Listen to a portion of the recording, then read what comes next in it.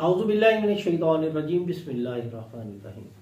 अस्सलाम वालेकुम नाज़रीन, मैं आपका मेज़बान मोहम्मद आसिफ इकबाल आपकी खिदमत में लेके आया हूँ प्रोग्राम रोशनी। जैसा कि आप जानते हैं कि इस प्रोग्राम में हम सीखते हैं बुखारी शरीफ से हदीस। आज की हदीस है हदीस नंबर 5 बुखारी शरीफ से। इसका मौजू है कि नुज़ूल कुरान के वक़्त रसूलुल्लाह सल्लल्लाहु अलैहि वसल्लम की कैफियत क्या होती। रसूलुल्लाह सल्लल्लाहु अलैहि वसल्लम नुज़ूल कुरान के वक़्त बहुत सख्ती महसूस फरमाया करते थे। क्या करते थे सरकार? आपको बहुत सख्ती महसूस होती, और इसकी अलामतों में से एक ये थी कि याद करने के लिए आप सल्लल्लाहु अलैहि वसल्लम अपने होंठों को हिलाते थे, जुम्बश देते थे। हजरत इब्ने अब्बास रज़ियल्लाहु ताला अन्हु इस हदीस को बयान करते हुए कहा करते थे कि मैं अपने होंठ हिलाता हूं जिस तरह आप सल्लल्लाहु अलैहि वसल्लम हिलाते थे, यानी कि इस तरह करके दिखाते जिस तरह सरकार हुजूर सल्लल्लाहु अलैहि वसल्लम अपने होंठों को हिलाते थे।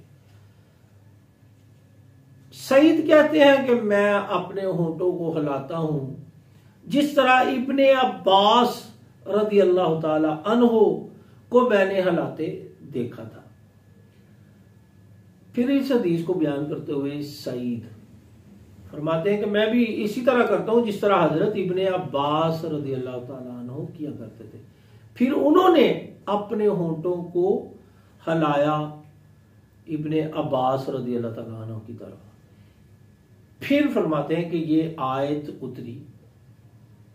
तर्जुमा यह है कि ए मोहम्मद, कुरान को जल्द अज जल्द याद करने के लिए अपनी जुबान ना हिलाओ, इसको जमा कर देना और पढ़ा देना हमारा जिम्मा है। यानी अल्लाह ताला ने अपने महबूब की इस कैफियत को देखते हुए ये आयत नाज़िल फरमाई कि ए महबूब सल्लल्लाहु अलैहि वसल्लम, आपको जल्दी जल्दी याद करने की कोई जरूरत नहीं है। ना आप होंठ हिलाएं, ना जुबान को हिलाएं, बस इसको जमा कर देना और इसको पढ़ा देना हमारा जिम्मा है। इस प्रोग्राम में हमने ये सीखा कि सरकार दो आलम सल्लल्लाहु अलैहि वसल्लम पर वही की कितनी सख्त कैफियत होती।